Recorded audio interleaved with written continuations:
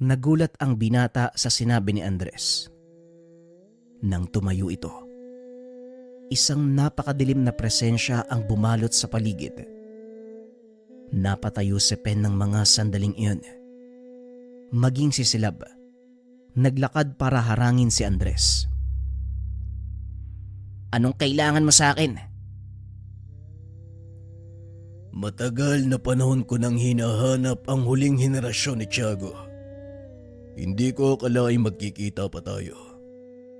Hindi ako naniwala sa aking ama nang sabihin niyang walang natira sa inyo.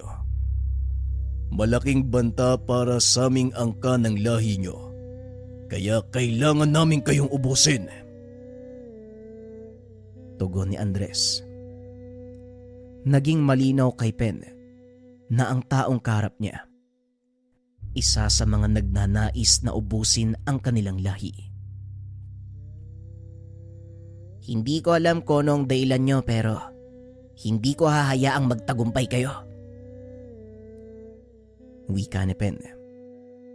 Kagad nagbago ng anyo si Silab. Tumawa ng malakas si Andres na tila kinukutya ang gabay.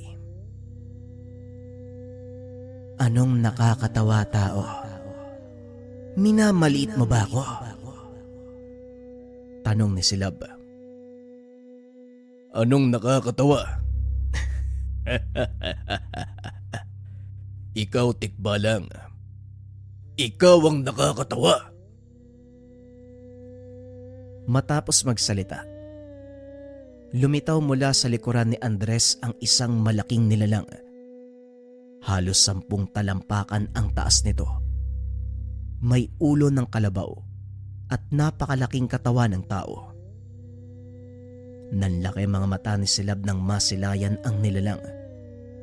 Hindi nito akalain na magpapakita ang sarangay. At ang mas nakakagulat pa, naging gabay ito ng isang tao. Kailangan na nating umalis sa lugar na to, Pen. Hindi biro ang lakas ng nilalang na yan. Nararamdaman ko nga ang lakas niya, Silab. Pero paano tayo makakaalis dito? Sundin mo ang sasabihin ko. Sumampa ka sa aking likuran. Sa oras na magbalik ako sa anyong kabayo. Pag-uusap ng dalawa. Naglakad papunta sa kanila ang malaking nilalang. Kagad nagbago ng anyo si Silab. Saktong nakasampa sa likod nito ang binata nang bigla silang hambalusin ng nilalang. Tumalsik ng malayo ang dalawa. Dali-dali namang niyakap ni Silab ang binata bago pa sila bumagsak sa lupa. Napakabilis kumilos ng sarangay na yan. Humanda ka, Pen. Mukhang hindi nga natin matatakasan ng isang to. Wika ni Silab. Wala tayong laban sa mga to, Silab. Kailangan nating makagawa ng paraan para makalis sa lugar na to. Tugon ni Pen. Nakaisip naman ng paraan ng tikbalang. Ginamit nito ang kakayahang makatawag ng hangin. Binalot ng malaking ipo-ipo ang paligid. Mabilis na sumakay sa likod ng tikbalang si Pen. Tumakbo palayo sa lugar. Napasigaw naman sa sobrang galit si Andres. Humanda ka. Dahil sa susunod nating pagkikita, hindi ka na makakatakas. Mabilis na narating ng dalawa ang kagubatan. Huminto sa pagtakbo si Silab at kinausap si Pen. Yan ang sinasabi kong panganib, Pen. Hindi ko alam kung saan nanggaling ang sarangay na yon. Hindi ko akalain na susunod dito sa isang tao. Wika ni Silab. Kaunting kaalaman, ang mga sarangay ay malakas na nilalang na nagtataglay ng ulo ng kalabaw. Meron silang katawan ng tao. Ang deskripsyon ay mahalin tulad sa balaw. Ngunit mas malaki ang nilalang na ito 10 beses kung ikukumpara sa balaw. Hindi rin namumuhay kasama ng ibang kalahi. May kanya-kanyang teritoryo ang mga ito. Malalakas ang mga sarangay at ayon pa sa alamat, nagagawa ng mga itong sumira ng isang bundok sa loob lamang ng 1 oras. Balik tayo sa kwento. Paano nating matatalo ang nilalang na yun, Silab? Hindi pa kumpleto ang pagsasanay ko. At ikaw, alam kong mas malakas siya kung ikukumpara sa'yo. Tanong ni Pen. Hindi ko rin alam ang gagawin ko, Pen. Sa ngayon, umuwi na muna tayo nang masigurado ang kaligtasan mo. Huwag nang pairali ng katigasan ng ulo. Kagad namang sumunod si Pen. Ngunit habang nasa daan, nakasalubong nila ang pangkat ng mga kalalakian. Kasalukuyang nasa anyong kabayo si Silab. Ito ang pinagdiskitahan ng mga nakasalubong. Ay, tignan mo nga naman oh. Isang napakagandang itim na kabayo. Bira lang ang ganitong kulay ah. Paniguradong malaking halaga yung makukuha natin kapalit niyan. Wika ng lalaki. Pasensya na po pero wala akong panahong makipaglokohan sa inyo. Nagmamadali ako. Tugon ni Pen. Di, iwan mo na lang yung alaga mong kabayo. Wala namang problema dun eh. Muling wika ng lalaki. Sa pagkakataong iyon, naasar ng husto si Silab. Hindi nito napigilan ang sarili. Bigla nitong pinagsisipa ang kalalakian, dahilan para magtalsikan ang mga ito sa malayo. Inawat naman ni Pen ang gabay. Huwag mong sayangin yung lakas mo sa kanila. Hindi nila alam ang totoo mong anyo. Wika ni Pen. Yun na nga eh. Kanina pa ako naiinsulto sa mga ganyang tao. Tugon ng gabay. Alam ko sila pero sa ngayon, mas mahalagang palampasin mo muna sila. May mahalagang bagay tayong kailangang gawin. Wika ng binata. Kagad iniwan ng dalawa ang mga kalalakian. Pagdating sa tahanan, sinabi ni Pen ang nangyari. Gaya ng inaasahan, katakot-takot na sermon ang inabot ng binata. Ay naku, Pen. Kahit kailan talaga, hindi ka nag-iisip. Paano kung napahamak ka? Eh di wala kaming kaalam-alam. Wika ng matanda. Kagad dumingi ng paumanhin ang binata. Pasensya na po kayo, Lolo. Hindi na po mauulit. Pero kakaibang nakita namin kanina eh. Ang sabi ni Silab, sarangay daw ang tawag sa nilalang na yun. Tugon ni Pen. Sarangay baka mo? Matagal nang hindi nagpapakita ang engkantong yon. Hindi ko akalaing may nabubuhay pa palang kagaya nila. San mo naman nakita? Tanong ni Lolo Munding. Parang gabay po yata yun ng taong nagngangalang Andres. Tugon ni Pen. Nanlaki ang mga mata ni Lolo Munding nang marinig ang pangalang Andres. Anong sinabi mo? Si Andres? Pen, ang taong yon, siyang pumatay sa iyong ama. Wika ng matanda. Nagulat si Pen nang marinig ang sinabi ni Lolo Munding. Ngunit kahit nalaman nito ang katotohanan, hindi niya pa rin kayang talunin ang taong iyon. Kahit pa alam ko po yung katotohanan, wala naman po ako magagawa laban sa kanya eh. Masyado po siyang malakas, Lolo. Hindi ko na nga siguro may paghihiganti si tatay. Tugon ni Pen. Ilang beses ko bang sasabihin sa'yo na hindi paghihiganti ang misyon mo? Gamitin ang mga nalalaman para makatulong sa iba. Yan ang itanim mo sa iyong isipan. Huwag mong alalahanin ang mga taong nanakit sa iyong ama. Dahil balang araw, makukuha din nila ang nararapat na parusa. Wika ni Lolo Munding. Nakikinig lang sa usapan si Silab. Bahagya nitong sinisisi ang sarili dahil wala siyang nagawa sa kasalukuyang antas. Matapos ang kaganapang iyon, hindi na pinayagan pa ng dalawang matanda na makalabas si Pen. Inunawa naman ito ng binata dahil nagkaroon nito ng bahagyang takot nang makaharap nila ng hindi sinasadya ang isang malakas na nilalang. Kasalukuyang nakaupo si Pen sa lilim kasama si Silab. Nag-uusap ang mga ito. Ngunit napansin ng binata ang malaking pagbabago sa gabay. Oh, anong problema si Lab? Parang wala ka yata sa tamang kondisyon ngayon ah. Tanong ni Pen. Wala to. Huwag mo kong intindihin.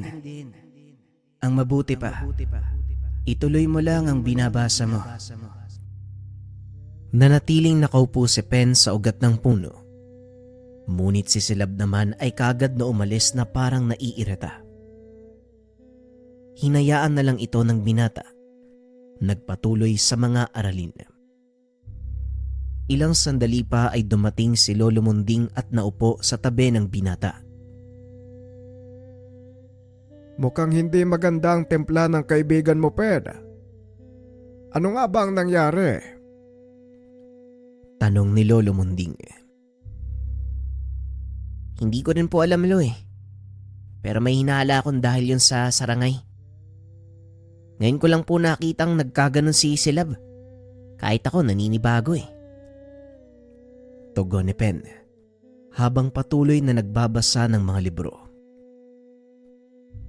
Nararamdaman ko ang takot sa kanya. Hindi ko alam kung bakit. Pero may kung anong kinakatakutan ng gabay mo. Wika ni Lolo Munding. Bagay na hindi naman inaasahan ni Pen mula sa isang mandirigmang tikbalang. Hindi ko po inaasahan na makakaramdam ng ganong takot si Silab. Malakas siya at hindi basta-basta matatalo. Lalong-lalo na pagdating sa labanan eh. Pero nung makaharap namin ng sarangay, bigla ko pong naramdaman yung panginginig niya. Lalo pa nung sumakay ako sa likod ni Silab. Tugon ni Pen. Kahit gaano ka pa kalakas, kahit gaano ka katapag, hindi maiiwasang makaramdam ka ng takot. Lalo pa kung nangyari na ito sa iyong nakaraan. Muling wika ni Lolo Munding. Ano pong ibig sabihin niyo, Lolo? Mari po bang may masamang karanasan si Silab sa sarangay? Tanong ni Pen. Posible, pero hindi rin natin masasabi. Bahagi ito ng nakaraan ni Silab o natural na takot lang ng mas mababang nilalang. Tugon ni Lolo Munding. Kaunting pagpapaliwanag. Ang mga nilalang na kagaya ng tikbalang, balaw, sarangay at bawa, may anerkiya o antas na sinusundan sa kanilang lipunan. Sa pinakababa nito ay ang mga bawa, kasunod ang mga tikbalang, pangalawa ang mga balaw at ang pinakamataas, at ang tinuturing na pinakamalakas, ang mga sarangay. Maliban sa taglay na laki ng mga ito, kilala din ang mga sarangay dahil sa kanilang bangis. Walang awa kung pumatay ang mga ito. At sa oras na makaharap mo ang nilalang at mahuli ka nito, siguradong pira-piraso ka bago bitawan. Balik tayo sa kwento. Huwag mo na masyadong isipin ang bagay na yon. Papasan ba't mahahanapan din natin ito ng kasagutan? Halika na't lalamig ang pagkain. Hindi lang dapat isipan ng kinukondisyon, maging sikmura. Kanina ko pa naririnig yung tiyan mo eh. Wika ni Lolo Munding. O nga po Lolo eh. Masyado po ako nalibang sa pagbabasa. Hindi ko na malayan yung takbo ng oras. Tugon ni Pen at habang nasa pagkainan, muli itong kinausap ni Tandang Imang. Kumusta naman ang pakiramdam mo, Pen? Wala ka naman bang pinsala? Nga pala, may pupuntahan kami ni Lolo Munding mo. Ikaw mag-isang may iwan dito. Huwag ka munang lalabas ng tahanan na. Bukas ng hapon, nandito na din kami. Wika ni Tandang Imang. Hindi ugali ni Pen ang magtanong. Ngunit sa pagkakataong iyon ay ginawa niya ito. Saan naman po ang punta niya, Lola? Tanong ni Pen. May kakausapin lang kaming kakilala. Medyo malayo ang lugar na pupuntahan namin, kaya matatagalan kaming makabalik. Umaasa akong magiging responsable ka sa mga bagay-bagay dito habang wala kami. Tugon ng Lola. Wala po kayong dapat ipag-alala sa akin. Hindi po ko gagawa ng kalokohan, no? Habang wala po kayong dalawa, ako na pong bahala dito sa bahay. Wika ni Pen.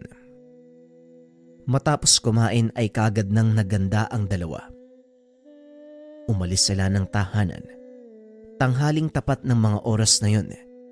Kaya naman pinili ng binatang matulog. Pagsapit ng hapon, nagising ito at ginawa ang mga tungkulin sa bahay. Matapos ay nagbalik sa pag-aaral ng mga dasal. Hanggang sa nadapuan ng tingin ang isang nakatuping papel. Binuksan ito ng binata.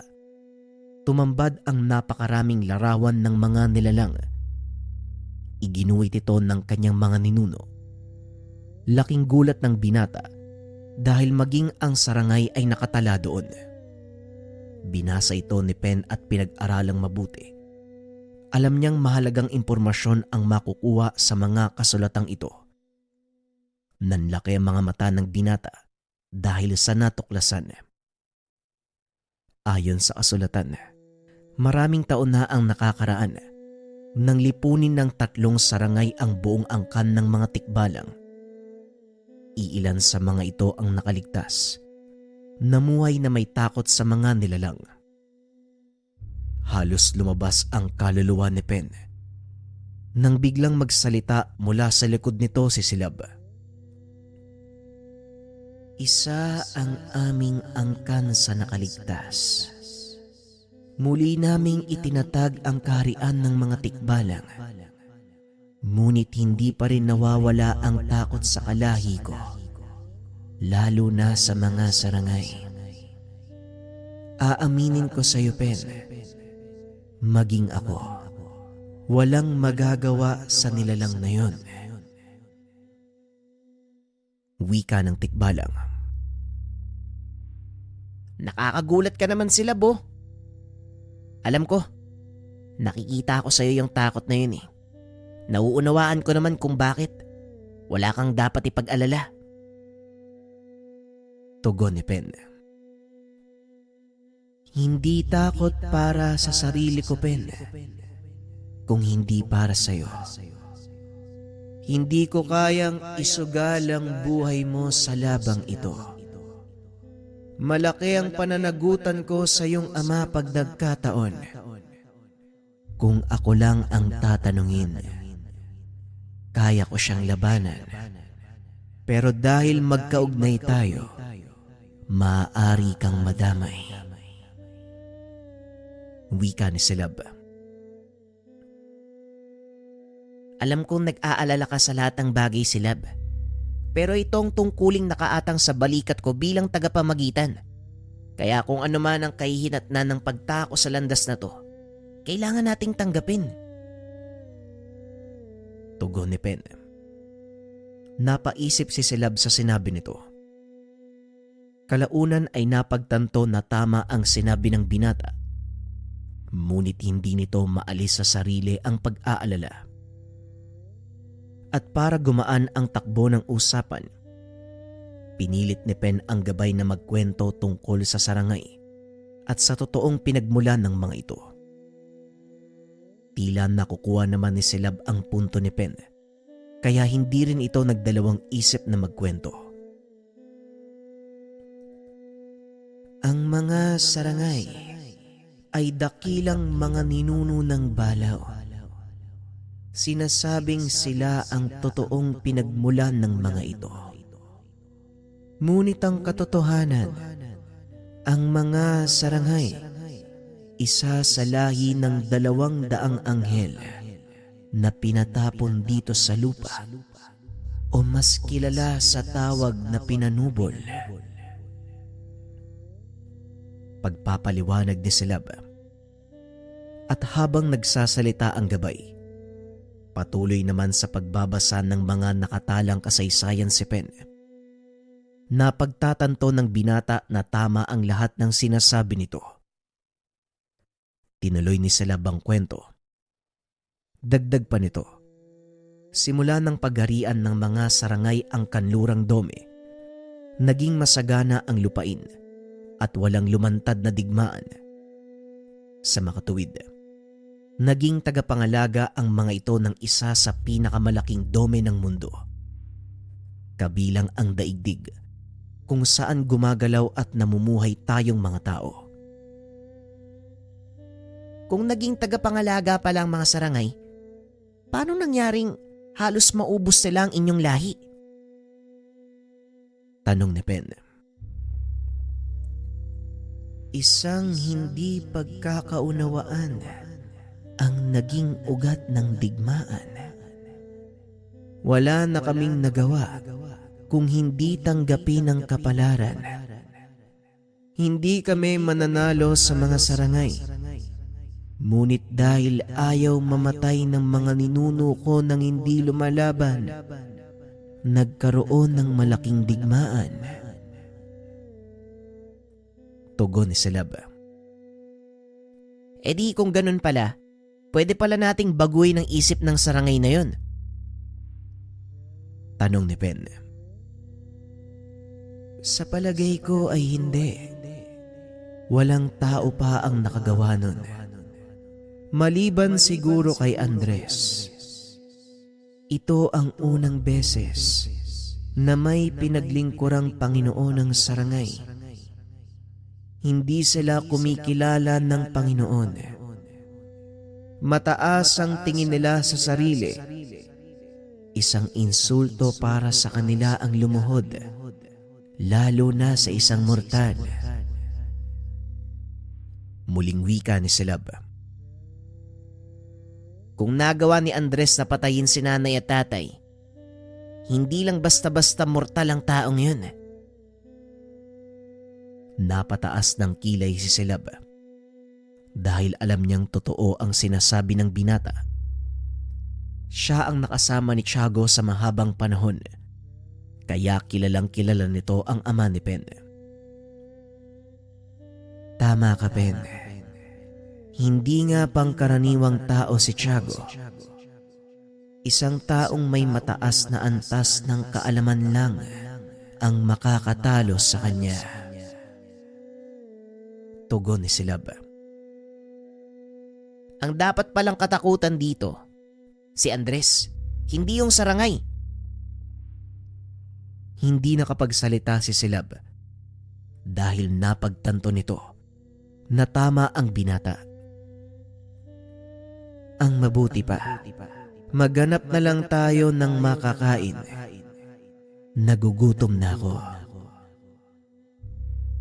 Wika nito sabay pasok sa kusina. Naupo ito sa harap ng mesa. Pinag-isipan ang lahat ng sinabi ni Pen. Napagtanto na hindi niya dapat kinakatakutan ang sarangay dahil nagpapasakop na ito sa isang tao. Ngunit naroon pa rin ang katotohanan. Higit itong mas malakas at makapangyarihan kumpara sa kanya. Kinagabihan habang nagpapahinga, napansin ni Pen na nakatulala sa labas ng tahanan si Silab. Tinawag niya ito, ngunit tila hindi nakikinig ang gabay. Payapa ang gabing iyon. Tanging huni ng mga kuliglig ang kanilang naririnig. Nang biglang may kung anong ingay ang umalingaw-ngaw mula sa kagubatan. Ang tunog nito ay parang galit. Sumisigaw. Umiiyak. Biglang kinilabutan si Pen. Sumilip ito sa labas. Nakita niyang nakatayo si Silab habang hawak ang palakol. Anong nangyari, Silab? Ano yung ingay na yun? Tanong ni Pen. Huwag kang lalabas. Nagkalat sa paligid ang mga lagalag na kaluluwa. Tugon ni Silab. Nagpatuloy ang ingay sa loob ng ilang minuto. Parami ng parami. Nanahimik ang mga kuliglig. Biglang lumamig ang hangin sa paligid. Ilang sandali pa ay tumambad sa binata ang mga taong naglalakad palabas ng kakahuyan. Naririnig ni Pen ang iyakan ng mga ito, habang ang ilan ay sinasakta ng sarili. Hindi na malayan ni Silab. Nasa tabi nito si Pen. Anong nangyari sa kanila? Bakit ganyan yung kilos ng mga yan? Tanong ni Pen. Nagulat naman si Silab. Dali-dali itong hinila papasok ng tahanan. Bakit ba ang tigas ng ulo mo? Mapanakit ang mga nilalang na yan, lalo na kapag naramdaman nila ang presensya mo. Wika ni Silab. Wala namang nangyari sa akin at saka hindi nila ako kayang saktan, Silab. Sabihin mo kung anong nangyari sa kanila. Ipaliwanag mo sa akin. Muling tanong ni Pen. Sila ang mga nilalang na namatay na may galit. Tuwing nagdidilim ang buwan ay lumalabas sila para magiganti. Delikado kapag nasalubong mo ang mga yan dahil hindi na sila kumikilala ng mabuti at ng masama. Paliwanag ni Silab. Hindi ba sila nabigyan ng pagkakataong tumawid sa kabilang mundo? Muling tanong ng binata, dahilan para mairita si Silab. Ang kulit mo. Hindi nga sila makakatawid dahil namatay silang may kinikimkim na galit sa puso at puno ng pagiganti ang kanilang katauhan. Tugon ni Silab. Patuloy na pinagmasdan ni Pen ang mga nilalang hanggang sa muling maglaho ang mga ito. Bagaman nakakatakot ang anyo, hindi mapigilan ng binata ang makaramdam ng awa sa mga nilalang. Silab, may paraan ba para makatawid sila sa kabilang dimensyon? Tanong ni Pen. Meron. Pero mangangailangan ng sakripisyo ng isang babaylan. Huwag mo nang pag-isipan ang bagay na yon. Dahil kahit ang tatay mo, hindi sinubukang gawin ng ritual. Napakadelikado. Tugon ni Silab. Masyado ka namang mainit, Silab eh. Hindi ko naman gagawin yun. Hindi sa ngayon. Wika ni Pen, sabay pasok ng tahanan. Alam ni Silab na sa oras na dumating ang pagkakataong iyon, hindi niya mapipigilan ang binata. Kinabukasan, wala namang kakaibang kaganapan. Bandang tanghali nang dumating si Tandang Imang at Lolo Munding, nakita nila ang binatang natutulog sa sala habang nakalapag sa sahig ang mga aklat. Tignan mo tong batang to. Wala na yatang ginawa kundi magbasa ng magbasa. Wika ni Tandang Imang. Ganyan talaga ang ugali ni Pen. Kahit nung nasa pangalaga ko pa yan. Kung may mga nakasulat nga lang siguro sa dahon ng mga tanim, abay, malamang nabasa niya na. Wika ni Lolo Munding. Hindi ko akalaing matalino pala ang apo natin, Bunting. Kaso minsan, ito din ang nagdadala sa kanya sa kapamakan. Wika ni Tandang Imang. Tama ka. Pero isa ito sa mga bagay na hindi natin may iwasan. Lalo pat ganyan ang edad niya. Magulong isipan. Pabugso-bugso ang desisyon. Wika ni Lolo Munding. Pasalamat na lang talaga tayo. Dahil nandyan ang gabay niyang si Silab. May naalala pala ako tungkol sa tikbalang. Hindi ba sinabi mong gabay siya ng mga ninuno niyo? Wika ni Tandang Imang. Tama ka. Mula pa sa aming mga ninuno, sa kaninunuan ng aking asawa hanggang kay Tiago. Ngayon naman si Pen. Bakit mo na itanong? Wika ni Lolo Munding. Wala naman. Naalala ko lang. Ngayon pa lang ako nakarinig ng gabay na iisang angkan lang ang pinaglingkuran. Para sa amin, hindi lang basta gabay si Silab. Kaibigan siya ng aming pamilya. At hindi may tatangging malalim na din ang pinagsamahan nila ng ating apo. Kung hindi mo naman mamasamain, maaari ko bang malaman kung paanong naging gabay ng inyong angkan ang isang maharlikang tikbalang? Hindi rin malinaw sa akin ang dahilan. Dahil nang pakasalan ko ang lola ni Pen, kasama na nila si Silab. Siguro mas mabuti kung siya ang magkwento. Pag-uusap ng dalawa. Walang kaalam-alam ang mga ito na nasa paligid lang si Silab. Nakikinig sa kanilang usapan. Maya-maya nga ay bigla itong lumitaw. Narinig ko ang usapan niyo. Hayaan niyong ako ang magpaliwanag ng dahilan kung bakit ko piniling manatili sa angkan ni Tiago. Wika ni Silab. Ang mga sumusunod ay pagbabalik tanaw sa alaala ng gabay. Maraming siglo na ang nakalipas nang unang makilala si Silab. Ang ninuno nila Tiago na si Amang Lakay. Isa ito sa kilalang pinakamalakas na asog o lalaking babaylan. Nang mga sandaling ito walang patutunguan ang buhay ni Silab dahil sa pagkawasak ng kanilang karian, bunga ng digmaan sa pagitan nila at ng mga sarangay. Pinili nitong manatili sa mundo ng mga tao kung saan siya ligtas. Nagtago ito sa malaking puno ng dangkal malapit sa mismong tahanan ni Amang Lakay.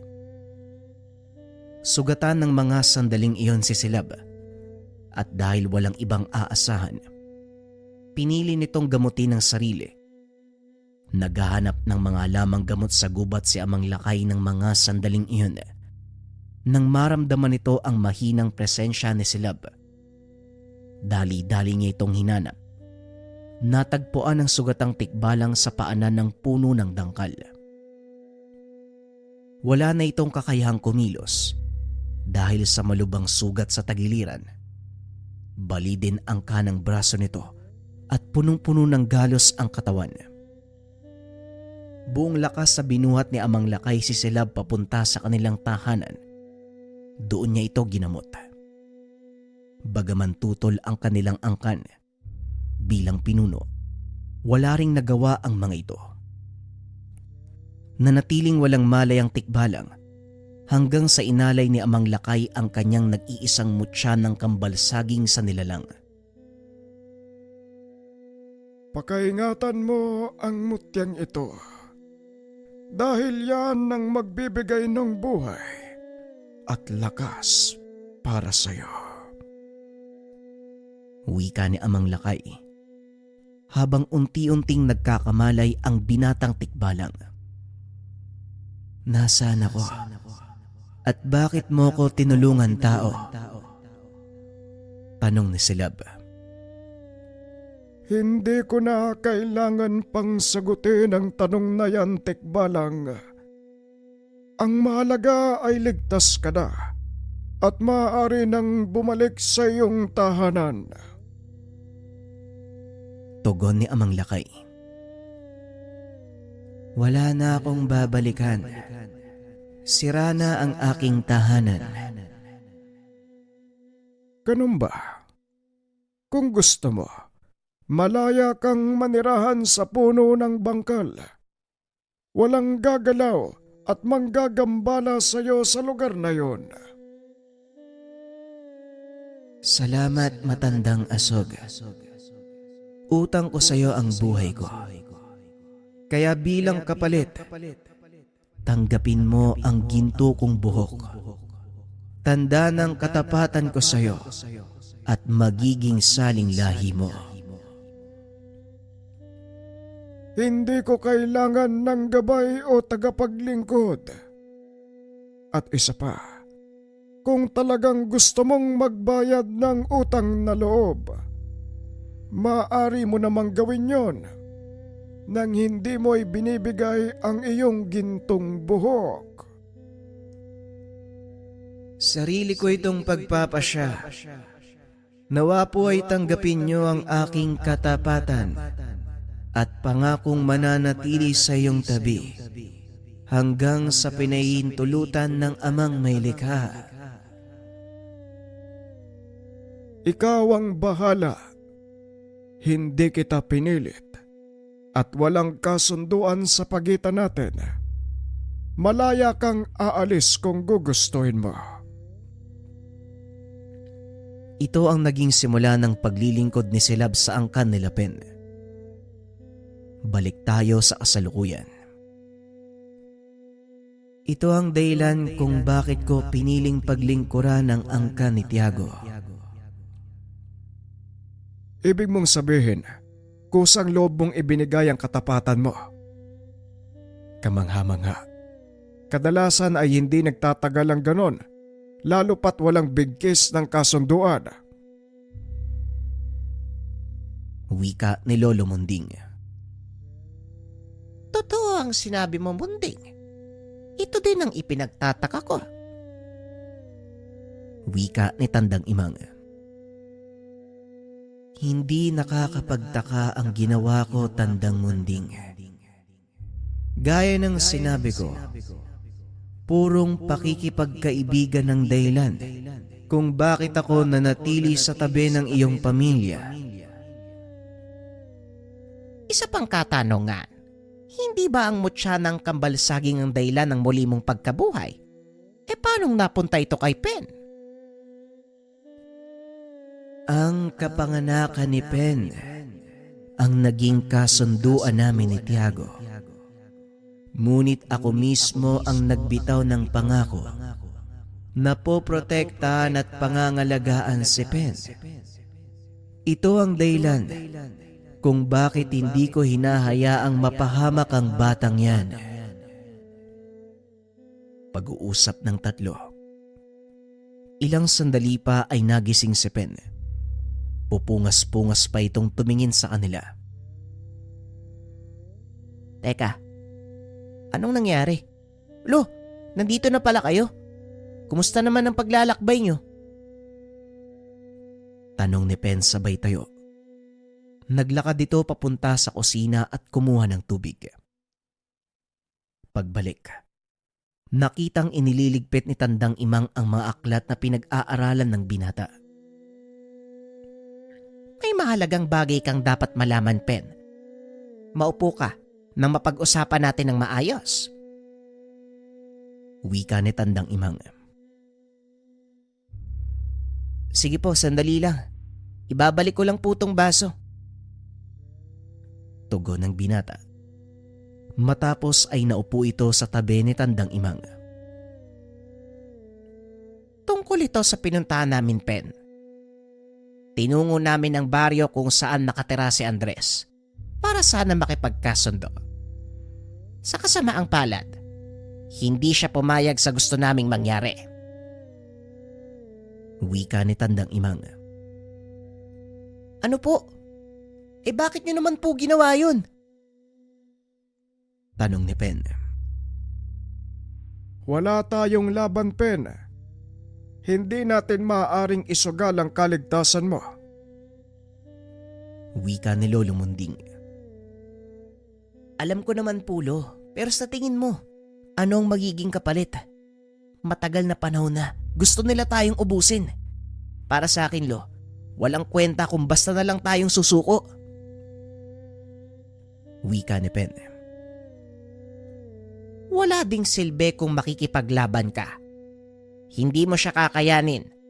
Bukod sa taglay niyang kaalaman, hindi rin natin maaaring alisin ang posibilidad na tumulong ang gabay niyang sarangay. Totoo ang sinasabi mo, Tandang Imang. Ngunit may punto din si Pen. Hindi ako papayag na bumagsak nang hindi nakikipaglaban. Alam mong hindi natin kakayanin si Andres. Kahit ilan pa tayong magtulong-tulog. Kaya kung ano man ang binabalak nyo, pakiusap si Lab. Huwag mo nang ituloy. Huwag kang mag-alala, Munding. Dahil wala kong balak na kumprontahin si Andres. Hindi kakayanin ni Pen ang labang iyon. Lalo pat alam natin ang taglay na lakas ng gabay nito.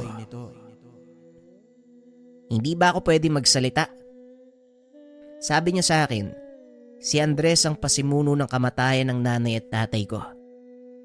Hindi ko ba siya pwedeng labanan? Pwede ba? Makinig ka muna. Huwag puro katigasan ng ulo ang pinapairal. Si Andres nga ang pumatay sa nanay at tatay mo. Hindi mo kakayanin ang lakas niya. Alam kong gusto mong ipagiganti ang kamatayan ng mga magulang mo.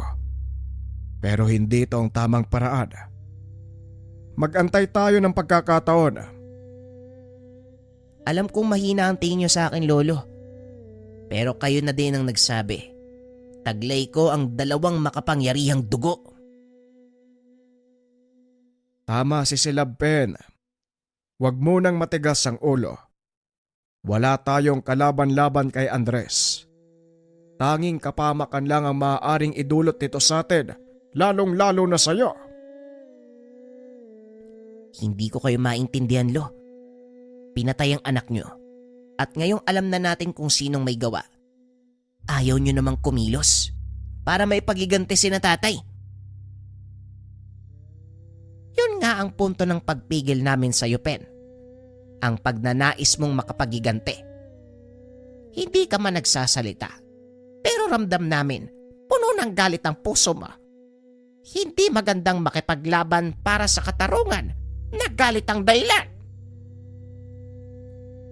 Tama ng diskusyong ito. Walang susugod sa kuta ni Andres.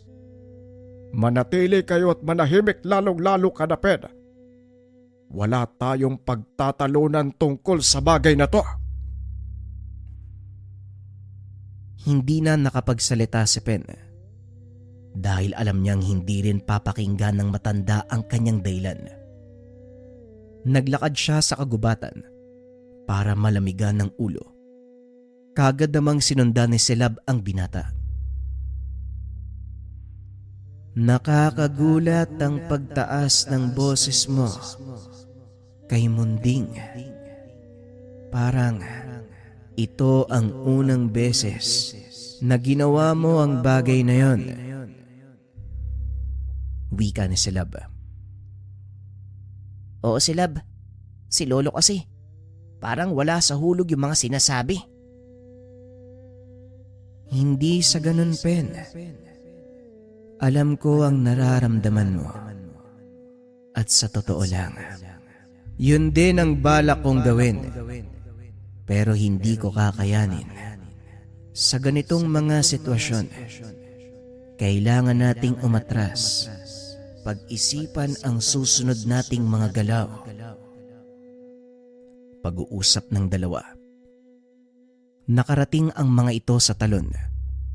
Nagpa siya ang binatang maligo para kahit papano malamigan ng katawan, makapag-isip ng maayos. Ito ang kadalasang ginagawa ng binata para kumalma.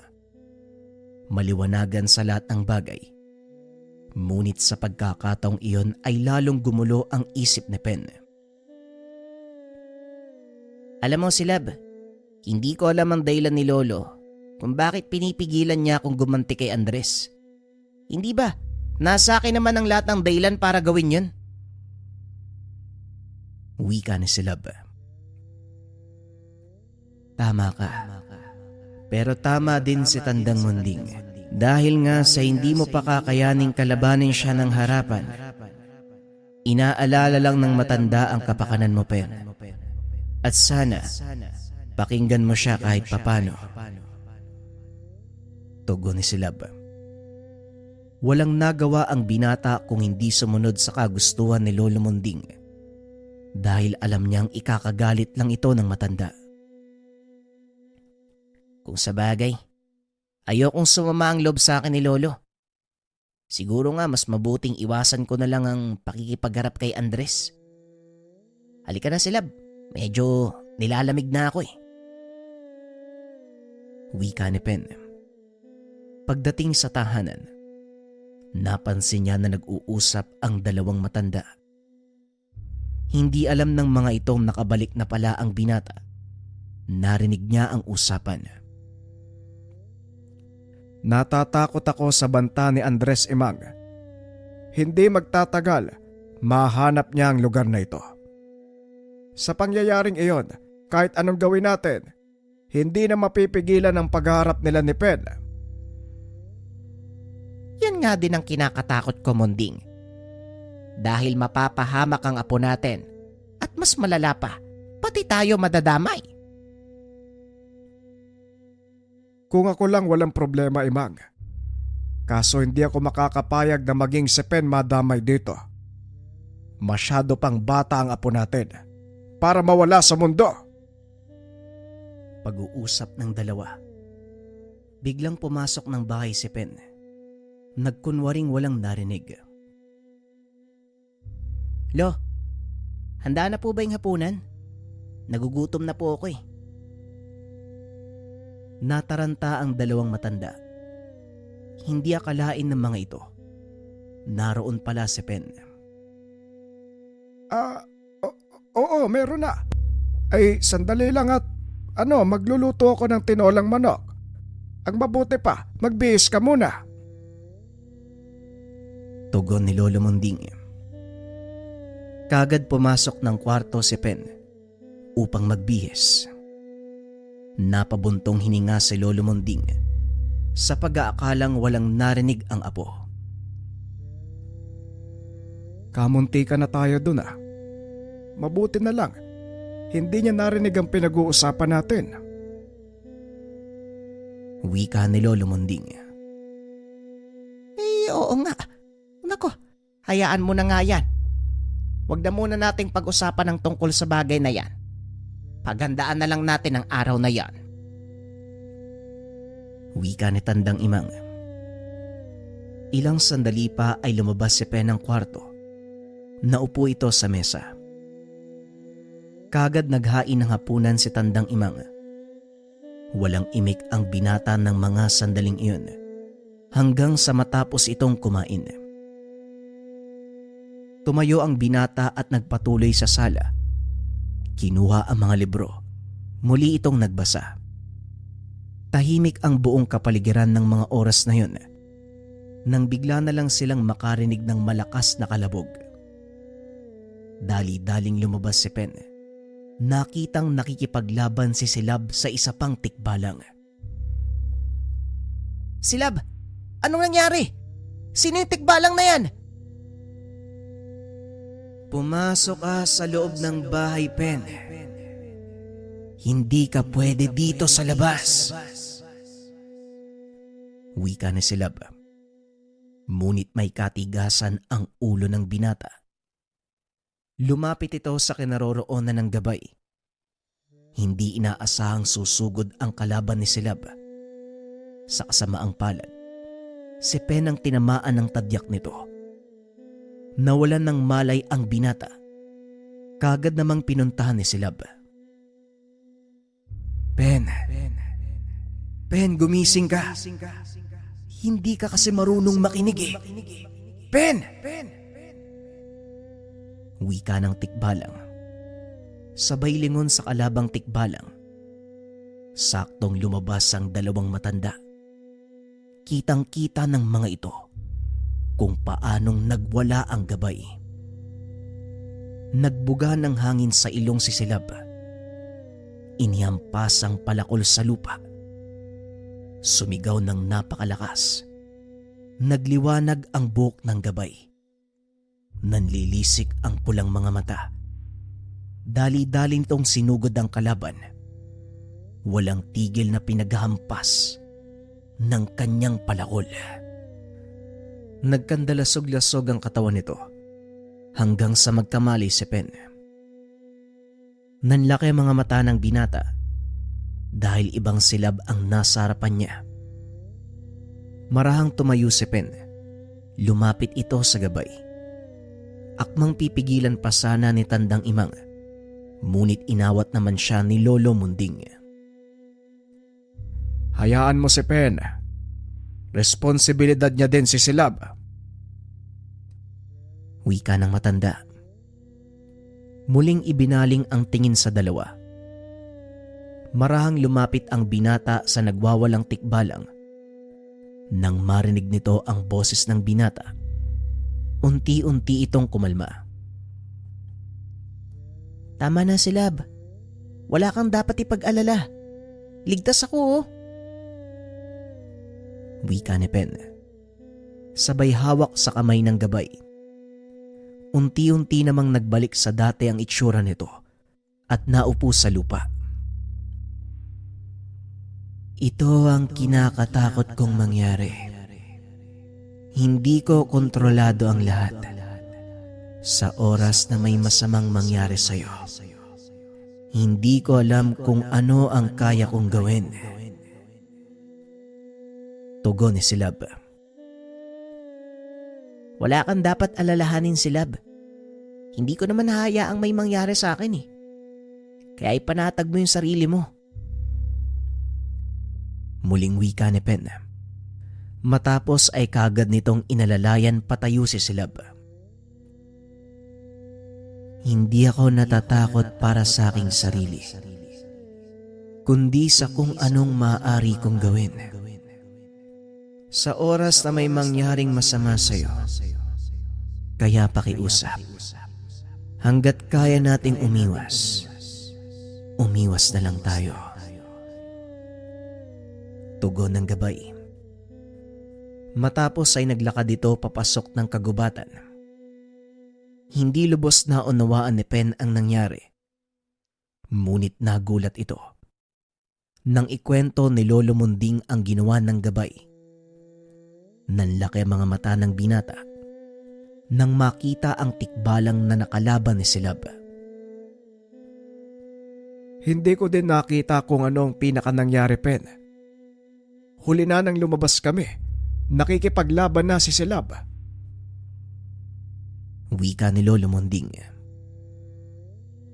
Siguro, aantayin ko na lang na humupa ng tuluyan ng galit ng kaibigan ko para malaman mula sa kanya ang kasagutan.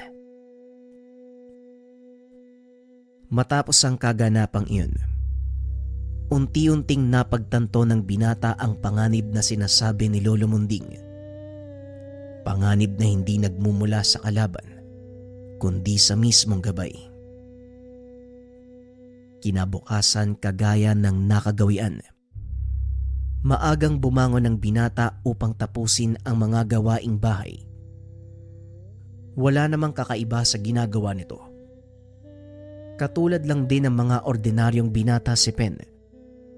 Ang nakapaghiwalay lang sa kanya sa karamihan ay ang katotohanan na anak siya ng 2 tao mula sa malakas na angkan. Habang nagsisibak ng kahoy, Bigla namang sumulpot si Silab. Binuhat nito ang mga kahoy na sinibak ni Pen para dalhin sa imbakan. Kapwa hindi nagsasalita ang mga ito. Hanggang sa nagpasya si Silab na basagin ang katahimikan. Ang tikbalang na yon, mensahero ni Andres. Nahuli ko siyang nagmamasid sa paligid, kaya nagpasya kong patayin siya upang hindi na makarating pa sa kalaban ang impormasyon tungkol sa ating kinaroroonan. Wika ni Silab. Hindi natin may iwasan ng ganun, Silab. Ngunit tiwala ko nandyan ka palagi.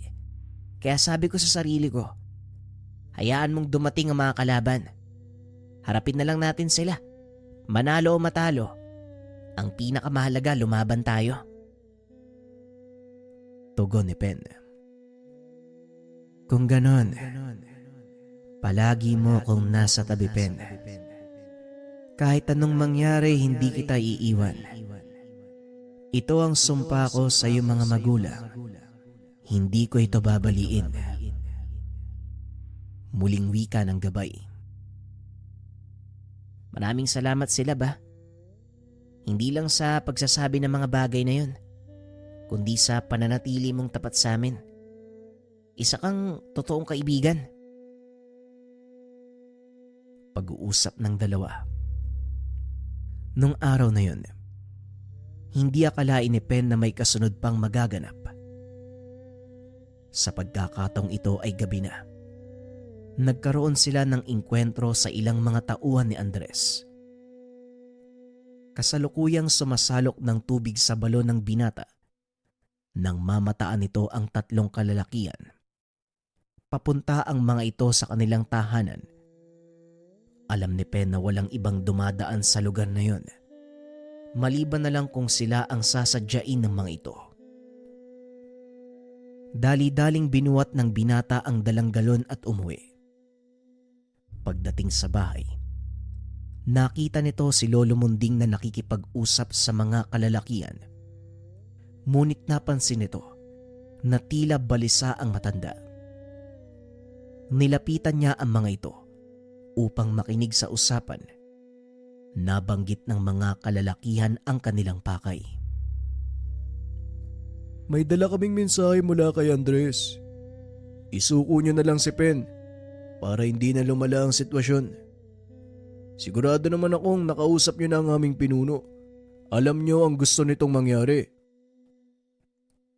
Wika ng isa sa mga lalaki. Hindi ko ibibigay sa inyo ang aking apo. Dadaan kayo sa ibabaw ng bangkay ko bago mangyari yon. Wika ni Lolo Munding.